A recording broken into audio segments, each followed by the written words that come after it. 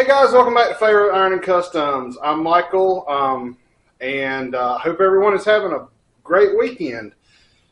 So, kind of a lot of things have gone on over the course of the last couple of weeks. To start with, Glenn and we went up to Bob's house, and Bob had a few things in his shop that he wanted to had for sale that I bought to go in my shop. One was a bead blasting cabinet, larger press, and a couple other things. He's actually still got some stuff up there that I'm supposed to go pick up, so we'll probably catch up with him later on that stuff. I did a little video on his Volkswagen pan and him talking about the engine while we were up there. Unfortunately, the video took, but we lost all the sound on the video. I had bought a new microphone, and it's supposed to be an omnidirectional microphone, although it wasn't a powered mic, so I think maybe that might be what the problem was, and we didn't get any sound at all. So when I came back, I checked the video and found out it didn't have any sound. I started kind of diagnosing the problem, seeing if there was something turned off in the camera.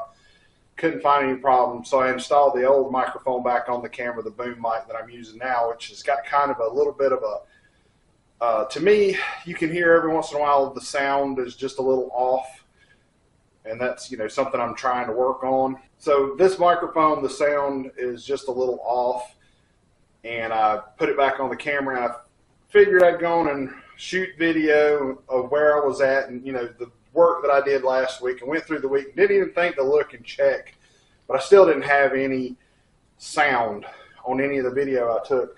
I'll share a little bit of that.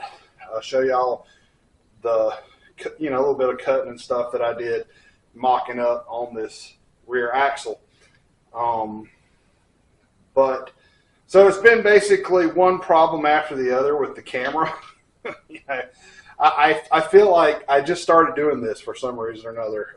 You wouldn't think that I almost have 300 videos on this channel, as much trouble as I've had with cameras in the past 8 to 12 months. So my GoPro finally died completely. It'll come on, and no matter which battery I put in it, it'll show that it's got 98%, and then it says the battery's dead. So I think there's a loose connection in there. I think there's a broken solder joint or something on the board probably, and that's probably a lot of the reason why we're having problems with that. So anyway, let's get into what I did to the truck. I'm trying to remember exactly what I had done when we left off. I think I had just done the notch, and I believe that was about it. So I went and cut the front cross member out and started mocking up the parallel 4-link.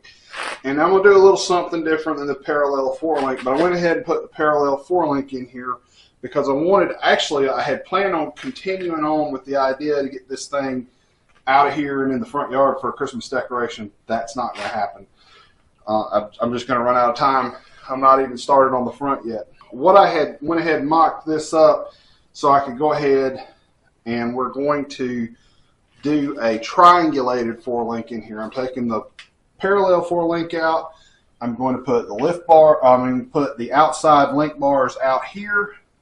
They'll be 24 inches long, the same as these, and we will do bag on axle.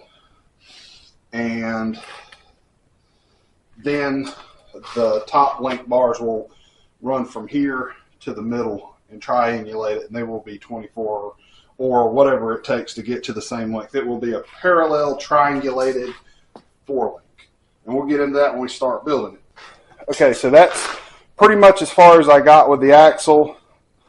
I did cut the pads off of the axle. I was going to put the bag brackets on the axle. The bag brackets on the axle, and go ahead and get this thing where it would go up and down.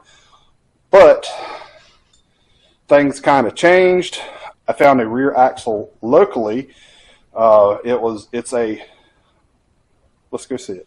Okay, guys, I picked this up locally. It is a 9-inch Ford out of a 75 F100. Allegedly, Allegedly, it's a 75 F100. I expect that's probably pretty close to correct. So that means this has got 28 spline axles in it. It's probably not got a locker in it. This tire is actually locked up. The guy cut the emergency brakes, but you know, that's no big deal. We'll get that straightened out. So interesting things about 9 inches, the way you tell a 9-inch. And Ford did also have a 9 3/4 that was similar, third member type rear end, but a 9, and you probably won't see a 9 3/4. I don't think I've ever seen one. Maybe you will. I don't know. I haven't ever seen one. It does look like this pumpkin's been out of here before.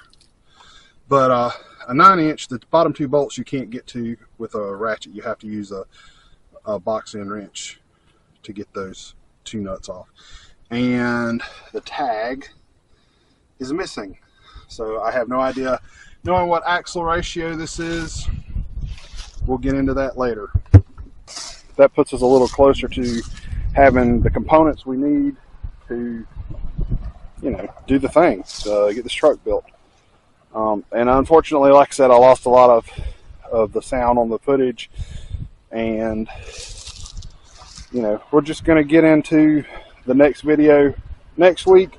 Hopefully we'll have good sound and no problems with cameras, and I'll see y'all then. Like, subscribe. I promise you next week I'm going to try to have a better video than this one. Y'all, I'll see y'all next time.